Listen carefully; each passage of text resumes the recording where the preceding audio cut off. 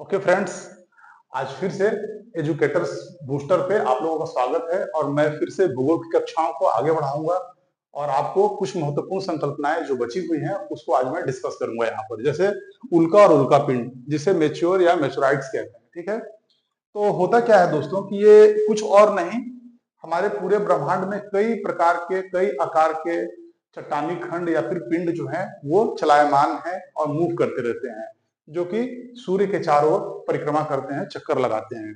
इसी क्रम में क्षुद्र ग्रह के छोटे टुकड़े या फिर कई अनेक प्रकार के छोटे छोटे जो चट्टानी खंड हैं, वो कई बार क्या होता है कि वे अपने डायरेक्शन को छोड़ करके, ठीक है, अपने दिशा को छोड़ करके सूर्य के पास, सूर्य के चारों ओर चक्कर लगाते हैं। तो इस चक्कर लगाने के क्रम में क्या होता है कि किसी भी ग्रह, ठीक है, या फिर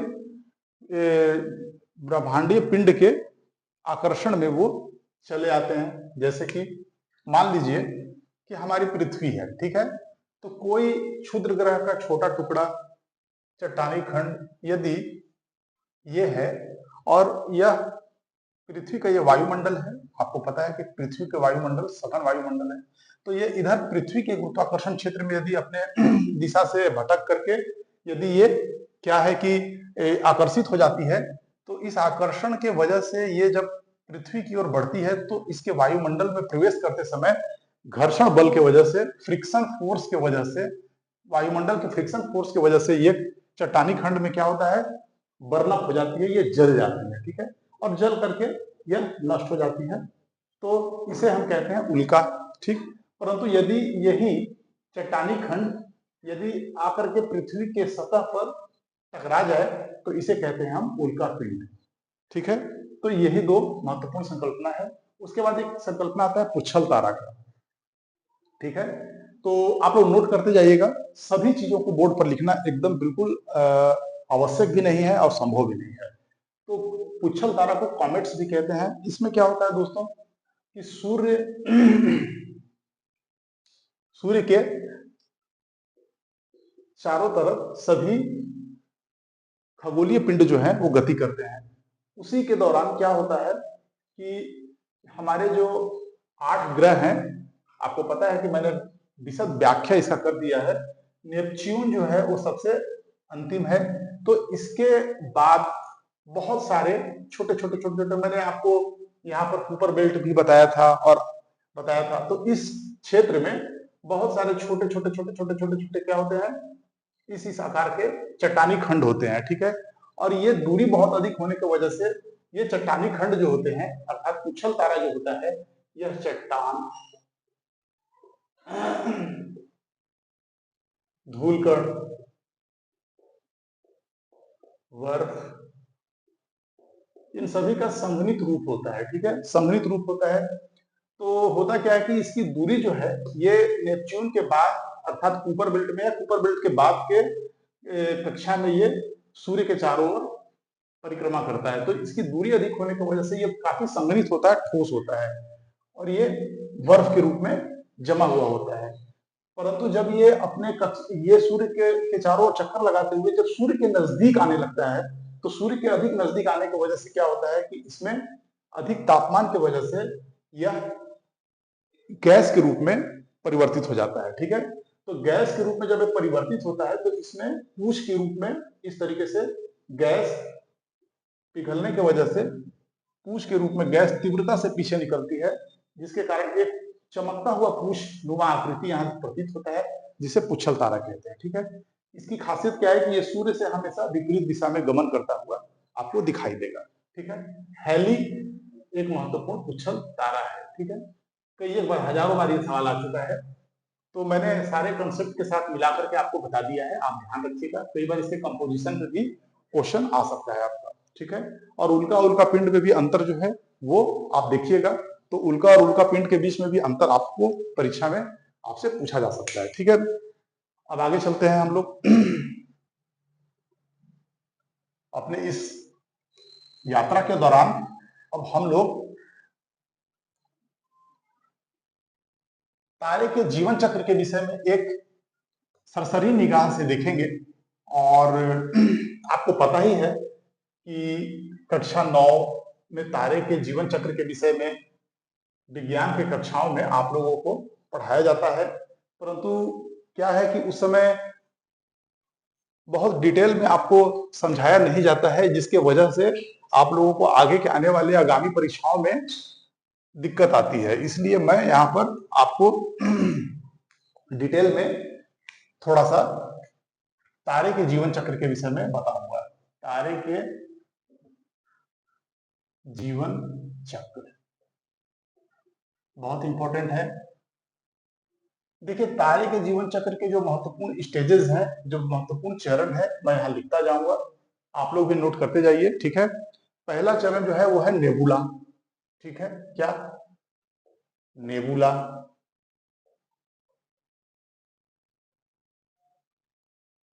दूसरा महत्वपूर्ण चरण जो है वो है प्रोटो स्टार या प्रारंभिक तारा कहिए, प्रोटो स्टार या प्रारंभिक तारा भी इसे कहा जा सकता है। अगले चरण में आइए, तो अगला चरण जो होता है प्रोटो स्टार के बाद, इसे कहते हैं मुख्य अनुक्रम। मुख्य अनुक्रम या मेन सीक्वेंस, ठीक है। इसके बाद फिर क्या आता है? ग्रहीय नेबुला। ग्रहीय नेबुला।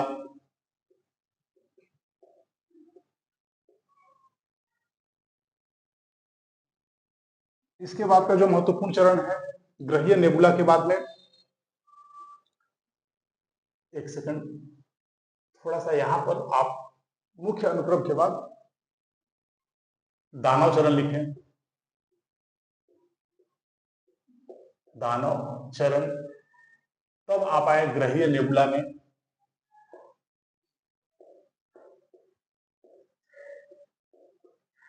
ग्रहीय नेबुला, तब आए आप व्हाइट ड्वार्फ में।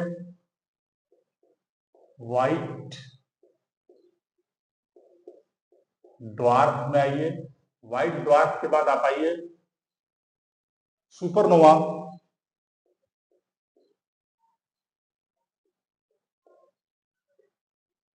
सुपरनोवा,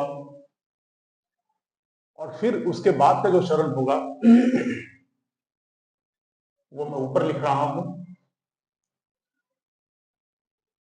इस तरीके से, वो है न्यूट्रॉन तारा। न्यूट्रॉन तारा और ब्लैक होल एवं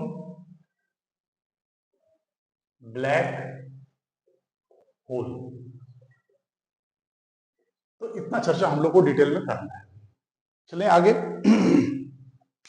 नेबुला, तो देखिए नेबुला तारों के जन्म का एक महत्वपूर्ण स्थल है। नेबुला, नेबुला एक स्थल है, ठीक है, एक स्थान है पूरे हमारे यूनिवर्स में। नेबुला क्या है? एक संरचना है। ये डिस्क नुमा संरचना होता है। डिस्क का मतलब तस्तरी, जैसे तस्तरी होता है, ठीक है। तो ये तस्तरी नुमा संरचना को हम नेबुला कहते हैं। नेबुला मुख्य रूप से गैस, धूलकण से मिलकर बना हुआ एक बादल है, सघन बादल है, ठीक है। इस बादल में ही स्टार या तारे का जन्म होता है। होता क्या है कि स्टार में फ्रेंड्स क्या होता है कि स्टार में दो महत्वपूर्ण गैस होते हैं, हाइड्रोजन और हीलियम मिले हुए होते हैं, ठीक। तो जब नेबुला का आकृति, ठीक है, बृहद आकृति, तो होता है इसके अंदर अनेक स्टार्स हैं, बहुत सारे स्टार हैं। स्टार इसी के अंदर अब जन्म लेते हैं और अपने जीवन को समाप्त कर लेते हैं। तो जन्म लेने और समाप्त होने का क्रम जो है ये बहुत लंबा है। आप लोग अरबों साल से अधिक समय लगते हैं इसमें, कई करोड़ और अरबों साल लग जाते हैं इसमें तारे के जन्म और उनके मृत्यु या फिर उनके अंतिम अवस्था तक आने में। तो जब तारे अपने अंतिम अवस्था में आते हैं, तो उनके मृत्यु जब तारे की होती है, तो उसे बहुत ही ह्यूज मैटर्स, बहुत सारे मैटर्स और गैस इस नेबुला के अंदर विलीन हो जाते हैं, और वो फिर आगे आने वाले तारे के जन्म के लिए कच्चे माल के रूप में प्रयुक्त होते हैं, या फिर रॉ मटेरियल के रूप में प्रयुक्त होते हैं, जो मिल करके फिर से एक नए तारे का निर्माण करता है। ठीक है, यह क्रिया निरंतर चलता रहता है नेबुला के अंदर। ठीक, तो होता क्या है कि नेबुला के अंदर गुरुत्वाकर्षण बल के वजह से नेबुला के अंदर क्या होता है, संकुचन की क्रिया होती रहती है अक्सर हमेशा। ठीक है, अब संकुचन की क्रिया की वजह से क्या होता है कि गुरुत्वाकर्षण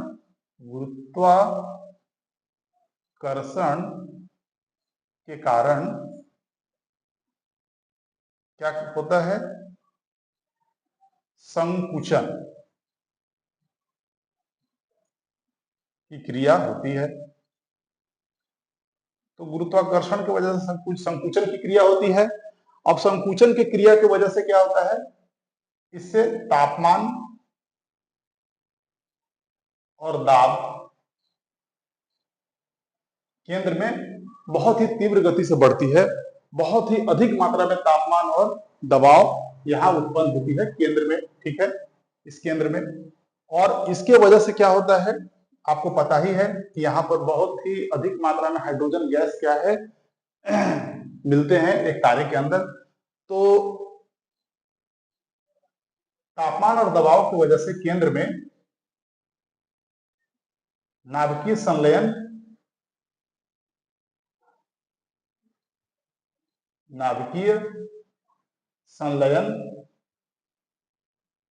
प्रारंभ हो जाता है। ठीक है, तो नाभिकीय संलयन क्या हो जाता है, प्रारंभ हो जाता है। तो नाभिकीय संलयन प्रारंभ हो जाता है, और नाभिकीय संलयन जैसे ही प्रारंभ होता है इस तारे में, ठीक है, धीरे धीरे केंद्र का विकास होने लगता है। तो ये नाभिकीय संलयन क्या है, बहुत ही प्रारंभिक स्तर पे है, अभी काफी प्रारंभिक स्तर पे है, जस्ट स्टार्ट होता है। क्योंकि ताप और दाब जैसे ही केंद्र में बढ़ता है तो नाभिकीय संलयन की क्रिया प्रारंभ होती है और एक प्रोटोस्टार का निर्माण होता है। प्रोटोस्टार क्या है, तारे के संरचना का प्रारंभिक अवस्था है, मतलब तारा अभी जस्ट अपना शेप अप ग्रहण कर रहा है, अपने आकृति को ग्रहण कर रहा है, तो उसे प्रोटोस्टार कहते हैं। इसे प्रारंभिक तारा भी कहते हैं, क्योंकि होता क्या है कि जैसे जैसे धूल और आपका गैस, इस तरह की चीजें जो हैं, ये आवरण जो है ये इस तरीके से होता है, और केंद्र और इसके गुरुत्वाकर्षण की वजह से सिकुड़ाव प्रारंभ हो जाती है, जिसके कारण केंद्र में अत्यंत दबाव, ठीक है, केंद्र में क्या होता है, दाब, और यहां लिख दूं दाब और तापमान जो है ये क्या है, बहुत ही ह्यूज मात्रा में बढ़ जाता है, जिससे इसके केंद्र में क्या होता है, नाभिकीय संलयन, या इसी को कहते हैं न्यूक्लियर फ्यूजन, जिसमें हाइड्रोजन से मिलकर बना हुआ ये जो प्रारंभिक तारा है, इसके हाइड्रोजन के अणु जो कि प्रोटॉन होते हैं, ये दोनों मिलकर के हीलियम के नाभिक में बदलते हैं, और ये हाइड्रोजन बम के बराबर होता है। परंतु ये जो हाइड्रोजन बम हमारे वैज्ञानिकों द्वारा यहाँ पर जो बनाया गया है, उससे तुलना इसकी मत कीजिएगा। यहाँ पे करोड़ों हाइड्रोजन बम हर समय फूटते रहते हैं और ऊर्जा विमोचित होती रहती है, अरबों की संख्या में हाइड्रोजन बम यहाँ विमोचित होते हैं, फूटते हैं। तो इस तरीके से ये क्रिया होती है। परंतु होता क्या है कि अब इस तरीके से देखिए कि ये प्रोटोस्टार का जन्म तो हो गया, ठीक है, हम लोगों ने प्रोटोस्टार का जन्म यहाँ पर करा दिया। परंतु एक बात समझने की है, यहाँ होता क्या है कि तारे के अंदर, ठीक है, तारे के अंदर जो इसकी गुरुत्वाकर्षण बल है, अर्थात गुरुत्वाकर्षण बल की वजह से तारा क्या है, अपने अंदर सिकुड़ने की प्रवृत्ति रखता है। ठीक है, परंतु केंद्र में जो नाभिकीय संलयन की क्रिया होती है, ये बाहर की ओर एक बल लगाता है। परंतु अभी नाभिकीय संलयन प्रारंभिक अवस्था में है, इस वजह से इन दोनों बल में संतुलन स्थापित नहीं हो पाया है। अर्थात सिकुड़ने वाला जो बल है, जो अंदर की ओर लग रहा है, वो बल अधिक मात्रा में है अपेक्षाकृत जो केंद्र में नाभिकीय संलयन के द्वारा बाहर की ओर जो बल लगाया जा रहा है उसके अपेक्षाकृत। अतः दोनों बलों में संतुलन कायम नहीं हो पाया है। इसके वजह से क्या होता है कि तारे में सिकुड़ाव की क्रिया अभी तीव्र गति से जारी रहेगी। ठीक है, सिकुड़ाव तीव्र गति से से जारी रहेगी। मैंने कारण बता दिया क्यों, इसलिए क्योंकि सिकुड़ने वाला जो बल है अर्थात गुरुत्वाकर्षण बल जिसके वजह से ये तारा सिकुड़ रहा है वो ज्यादा तीव्र है बनिस्पत केंद्र से, जो कि न्यूक्लियर रिएक्शन फ्यूजन रिएक्शन से जो बल उत्पन्न हो रहा है दोनों में संतुलन कायम नहीं हो पाया है। ठीक, तो ये हो गया आपका प्रोटोस्टार। ठीक है, अब प्रोटोस्टार के बाद फिर हम लोग चलते हैं मुख्य अनुक्रम में। तो मुख्य अनुक्रम देखिए, तारा सबसे अधिक अपने जीवन का जो अंश है वो इसी में गुजारता है। तारे का जीवन सर्वाधिक इसी चरण में गुजरता है। राइट, इसमें क्या होता है कि यह वह अवस्था है जब तारे के अंदर का न्यूक्लियर रिएक्शन बहुत ही तेज हो जाता है, बहुत तेज। अब यहाँ ह्यूज मात्रा में ट्रेमेंडस एनर्जी अब यहाँ पे रिलीज हो रहा है, खूब सारा बहुत ऊर्जा उत्पन्न हो रहा है। और जो सिकुड़ने वाली जो गुरुत्वाकर्षण के बल के वजह से जो तारे में सिकुड़ने की क्रिया हो रही थी आंतरिक न्यूक्लियर रिएक्शन के बराबर हो जाती है, समतुल्य हो जाती है, दोनों में संतुलन हो जाता है। ये देखिए, ये दोनों में संतुलन हो गया, बैलेंस हो गया। अब तारे में सिकुड़ने की जो क्रिया है वह लगभग बंद हो जाती है, क्षीण हो जाती है, नगण्य हो जाती है, और तारा क्या है, पूर्ण विकसित स्वरूप में आपको दिखाई पड़ेगा। और इसमें से इस चरण में बहुत अधिक मात्रा में ऊर्जा उत्पन्न होता है। ठीक है, तो ये आप समझ गए। ठीक, संतुलन स्थापित हो गया, ठीक है ना, गुरुत्वाकर्षण और न्यूक्लियर रिएक्शन में संतुलन स्थापित हो गया। आगे चलें, अब आगे के चरण में क्या होता है इसमें कि अब कौन तारा मुख्य अनुक्रम में कितना अधिक समय गुजारेगा ये उसके द्रव्यमान पर निर्भर करता है। ठीक है, द्रव्यमान पर निर्भर करता है, द्रव्यमान पर निर्भर करता है, निर्भर करता है कि कौन तारा कितना लंबा समय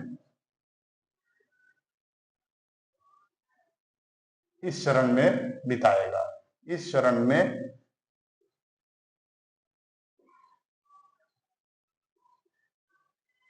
बिताएगा। चूंकि जिस तारे का द्रव्यमान अधिक है, ठीक है, यदि तारे का द्रव्यमान अधिक है तो होगा क्या कि जैसे मैं मिटाता भी चलूंगा क्योंकि मेरा बोर्ड जो है वो भरता चला जा रहा है, इसलिए मुझे मिटाना पड़ेगा। ठीक है, आप लोग अपने कॉपी में लिखते जाइए, बिल्कुल भी किसी भी बात का इंतजार मत कीजिए कि मैं जब कहूंगा तभी आप लिखना शुरू करेंगे। ठीक है, क्या होगा कि यदि तारे का द्रव्यमान अधिक होगा, जैसे मैं यहां लिख देता हूं, द्रव्यमान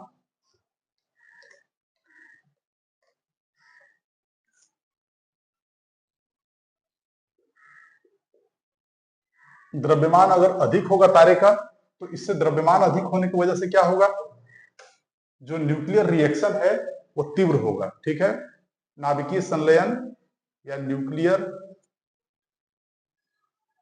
फ्यूजन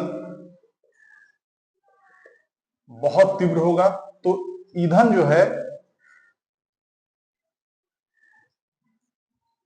तेजी से घटेगी,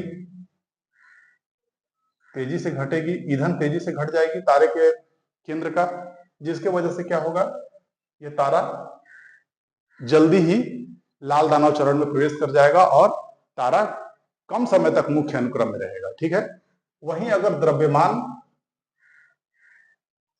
कम है तो क्या होगा कि फ्यूजन धीमा होगा, फ्यूजन क्या होगा, धीमा होगा, और तारा लंबे समय तक रहेगा इस चरण में। तो ये बात आप लोग समझ गए होंगे। ठीक है, उसके बाद फिर देखिए, अब देखते हैं हम लोग, तो तेजी से ये कार्य हो रहा है। ठीक, अब इसके बाद में क्या होगा, तारा दानव चरण में जाएगा, जिसे रेड जाइंट स्टेज कहते हैं। ठीक है, तो इसमें क्या होता है कि केंद्र के अंदर होने वाला जो रिएक्शन है, मतलब कि तारे के केंद्र का संलयन या फ्यूजन क्या होता है, समाप्त होने लगता है। समाप्त होने लगता है, ठीक है। तो क्या होगा कि समाप्त होगा तो देख लीजिए आप, जैसे एक तारा है, ठीक है, इसके केंद्र के अंदर का नाभिकीय जो रिएक्शन है, संलयन की जो क्रिया है, धीरे धीरे कम पड़ेगी, कमजोर पड़ेगी और समाप्त होने लगेगी। तो जिसके वजह से क्या होगा कि तारे के केंद्र का, ठीक है, ध्यान दीजिएगा, तारे के केंद्र में क्या होगा कि नाभिकीय संलयन की क्रिया धीरे धीरे समाप्त होने के कगार पे आएगी, जिसके वजह से क्या होगा कि ये केंद्र जो है वो अत्यंत तीव्रता के साथ ना सिकुड़ने लगेगा, ठीक है। अब केंद्र में ही सिकुड़ाव आने लगेगी और केंद्र सिकुड़ता चला जाएगा और उसके बाहर का जो गैस का आवरण है तारे का, वो फैलता चला जाएगा। ये फैलता है और फैलते फैलते स्थिति क्या आ जाएगी कि तारे के अंदर का जो ये बाहरी आवरण है और अधिक फैलेगा और अधिक फैलेगा, ये फैलता चला जाएगा, ठीक है। और केंद्र जो है वो सिकुड़ता चला जाएगा, ठीक। और सिकुड़ने के क्रम में केंद्र का जो इसके जो केंद्र है तारे का, ये अधिक क्या हो जाएगा, घनत्व का, ठीक है, और ताप इसका बढ़ता चला जाएगा। अब क्या होगा कि इसके सारे हाइड्रोजन तो हीलियम में बदल चुके हैं, जिसके वजह से यहाँ पर रिएक्शन धीमा पड़ गया है।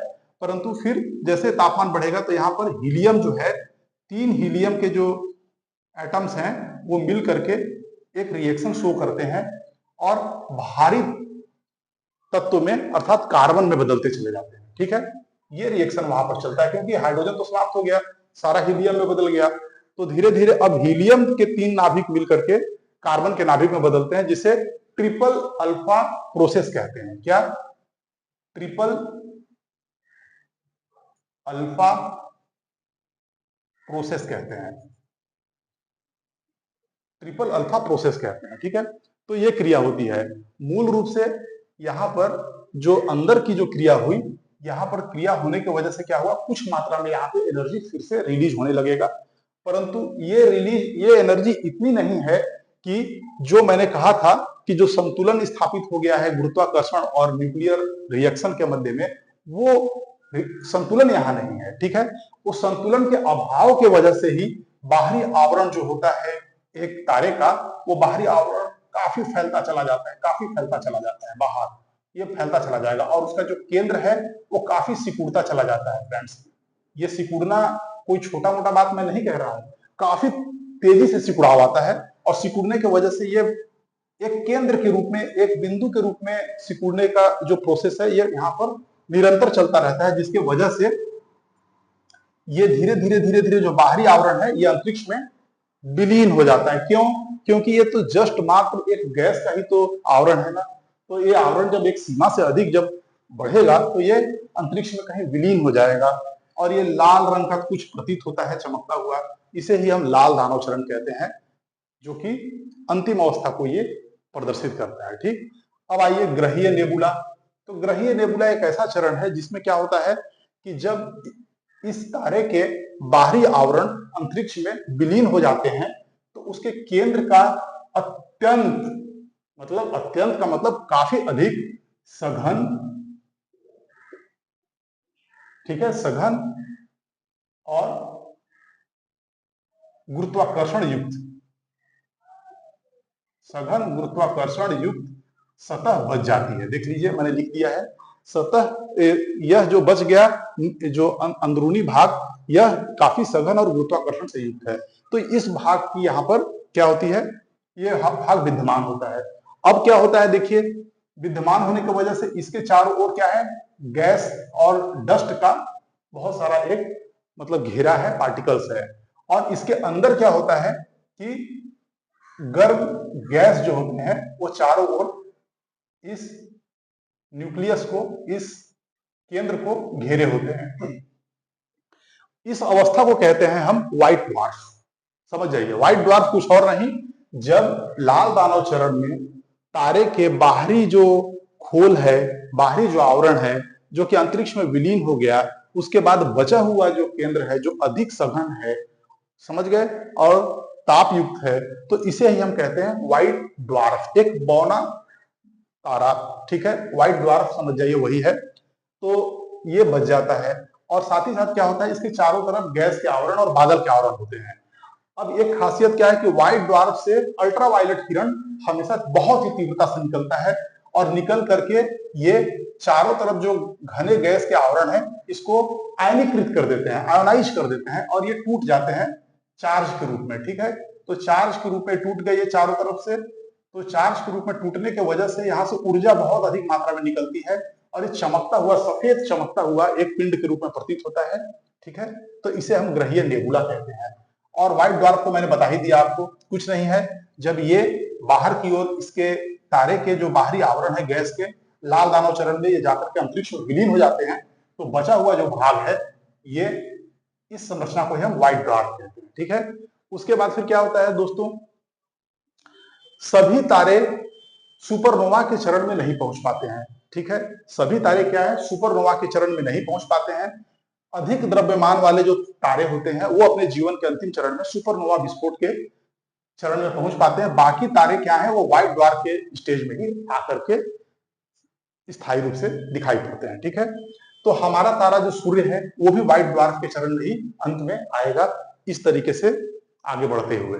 परंतु जो अधिक द्रव्यमान वाला तारा है उसमें एक विस्फोट होता है, उसे सुपरनोवा विस्फोट कहते हैं। ठीक है, सुपरनोवा विस्फोट कुछ नहीं होता, तारे का जो बाहरी आवरण है वो क्या है, विस्फोट के रूप में टूट जाता है। ठीक, और उसका केंद्र बच जाता है बस।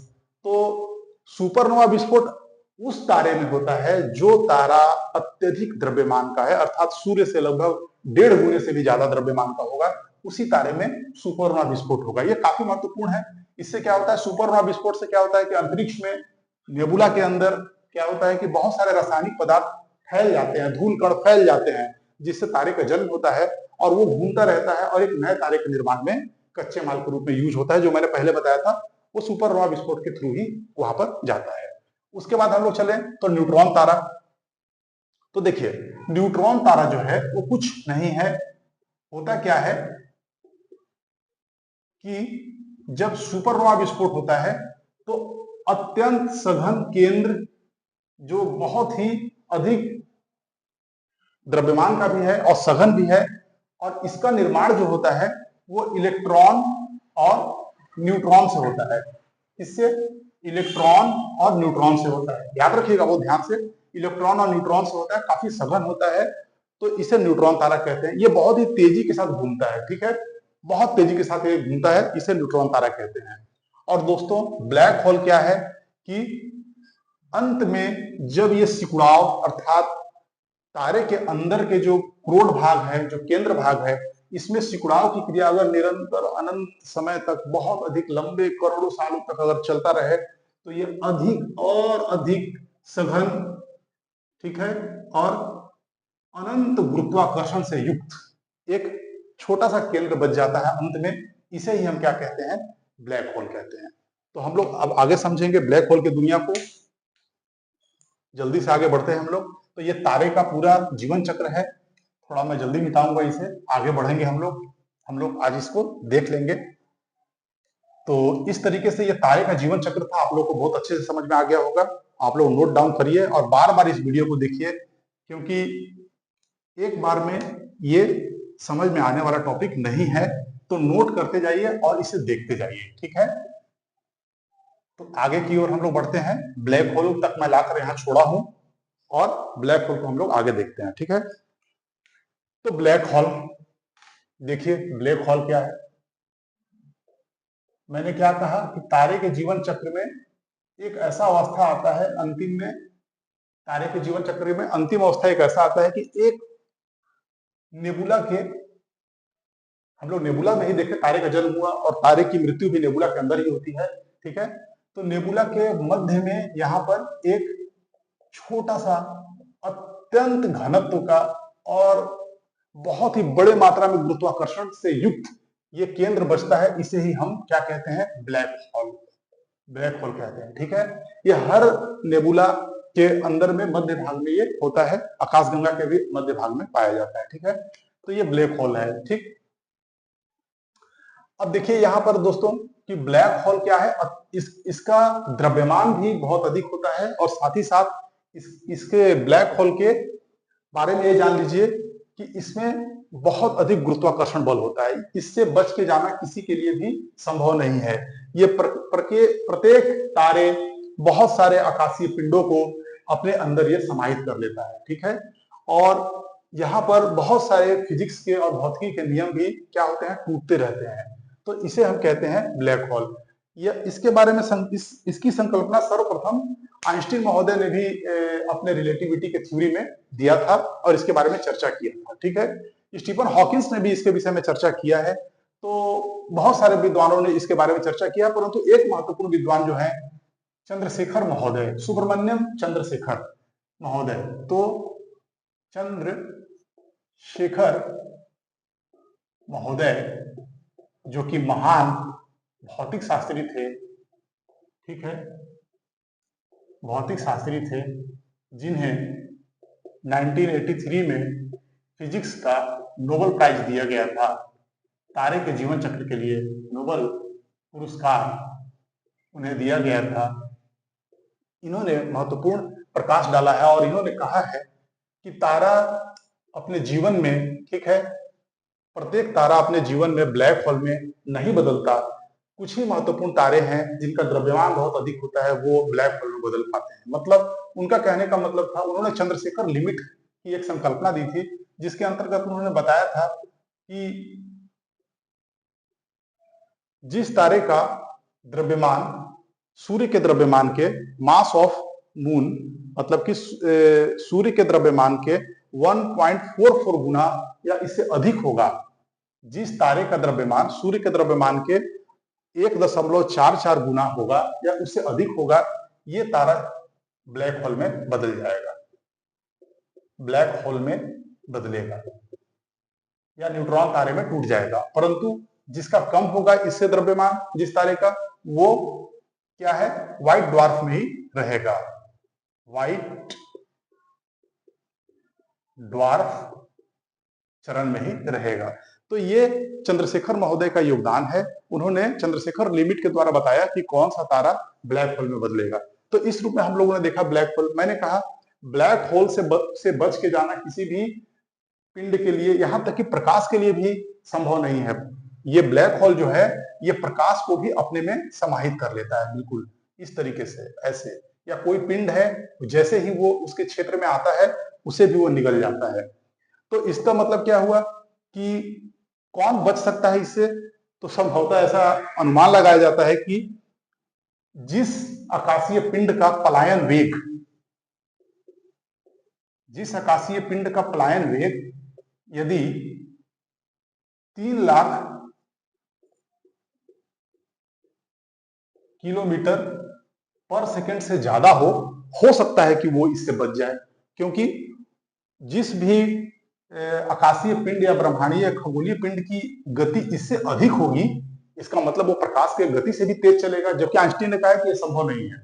लेकिन मान लीजिए कि कल्पना करें कि अगर किसी का वेग, किसी आकाशीय पिंड का वेग 3 लाख किलोमीटर पर सेकंड के वेग से अधिक हो जाए, तो हो सकता है कि ये इससे बच के निकल जाए, ठीक।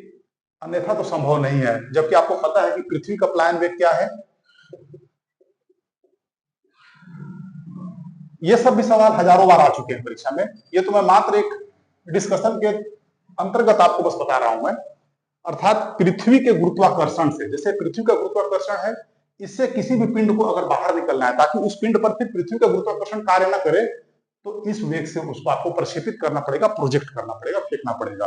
तो अर्थात आपको अगर ब्लैक होल के, अगर आपको गुरुत्वाकर्षण से बाहर जाना हो, ऐसे तो संभव नहीं है, मैं बार बार कह दे रहा हूं, लेकिन फिर भी अगर जाना हो तो एक प्रयास ये किया जा सकता है कि उसको 3 लाख किलोमीटर पर सेकंड के गति से प्रक्षेपित किया जाए, तो शायद वो इसके गुरुत्वाकर्षण से बाहर निकल जाएगा और बच जाएगा। अन्यथा ये दानव उसे छोड़ने वाला तो नहीं है, ठीक है।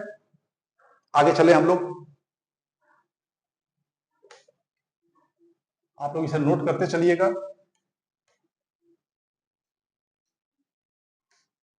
अब देखते हैं हम लोग कैसे जन्म होगा ब्लैक होल का। मैंने बहुत ही डिटेल में बताया है आपको तारे के जीवन चक्र के साथ में, इसीलिए मैंने तारे का जीवन चक्र आज स्टार्ट किया।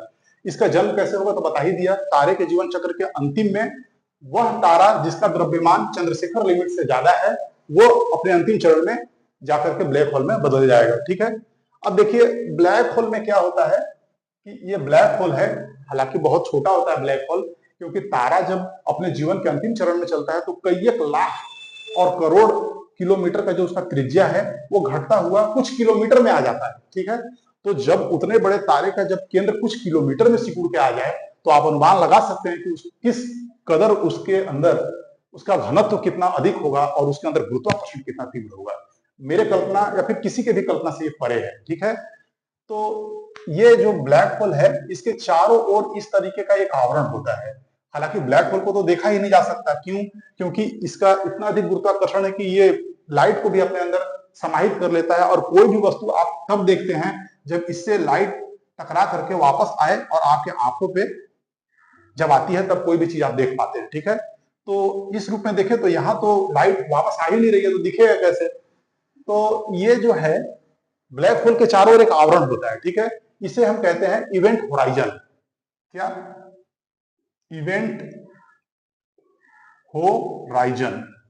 इवेंट होराइजन, कोई भी पिंड जो होता है वो यदि इवेंट होराइजन तक गति कर रहा है तो बच सकता है, लेकिन जैसे ही ब्लैक होल के इवेंट होराइजन को क्रॉस करने लगता है कोई पिंड तो ये धीरे धीरे धीरे धीरे धीरे धीरे धीरे धीरे इसमें समाप्त हो जाता है। ठीक है, तो आपको ये भी याद रखना है।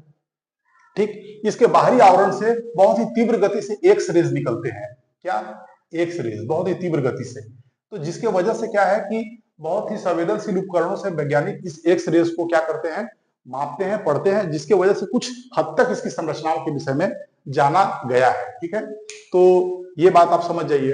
उसके बाद फिर क्या है, हमारी जो मिल्की वे है, हमारी जो आकाश गंगा है मिल्की वे, इसके केंद्र में भी एक बहुत मैसिव, मैसिव का मतलब होता है बहुत बड़ा, ठीक है, एक ब्लैक होल है। ठीक है, जिसका नाम है सेजिटेरियस एस स्टार, ए स्टार। ठीक है, क्या नाम है उसका?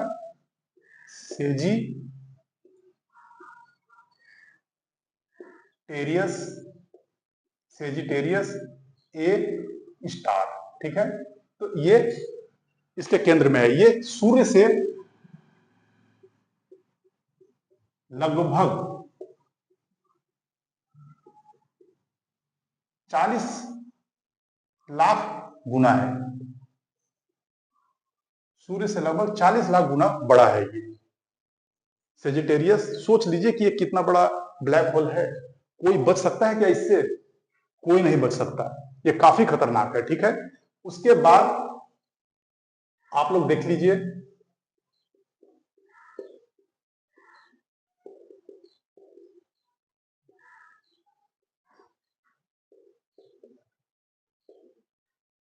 ये दो और 1 और 2, ये दो और ब्लैक होल हैं। ठीक है, पहला ब्लैक होल तो है सूर्य से लगभग 40 लाख गुना बड़ा है ये।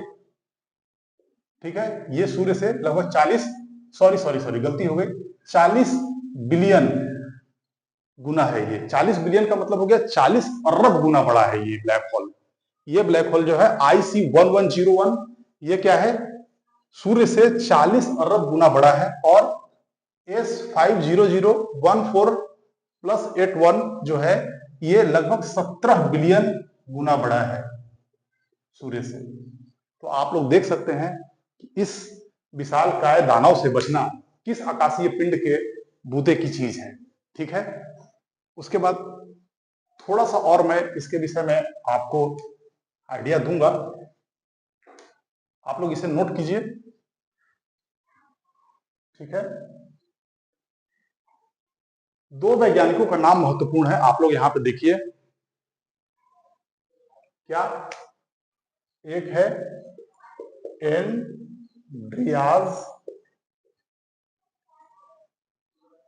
एंड्रियाज गेज, ये यूएसए के हैं।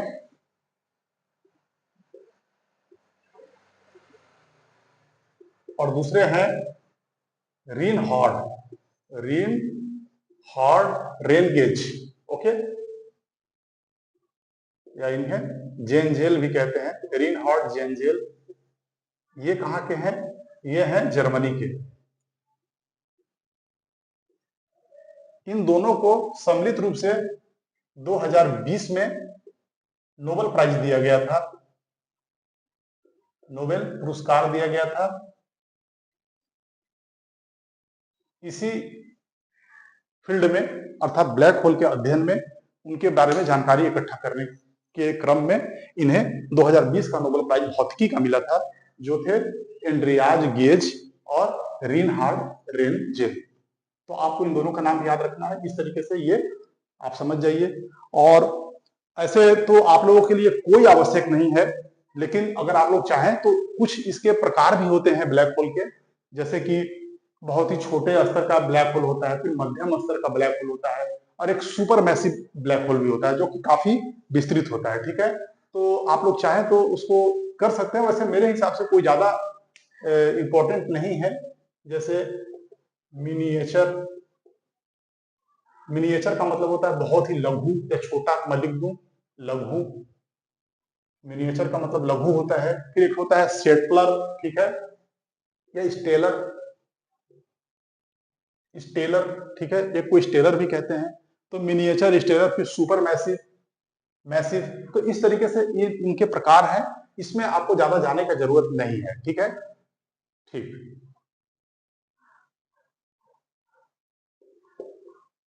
सुपर मैसिव, और बीच का एक होता है उसे कहते हैं इंटरमीडिएट।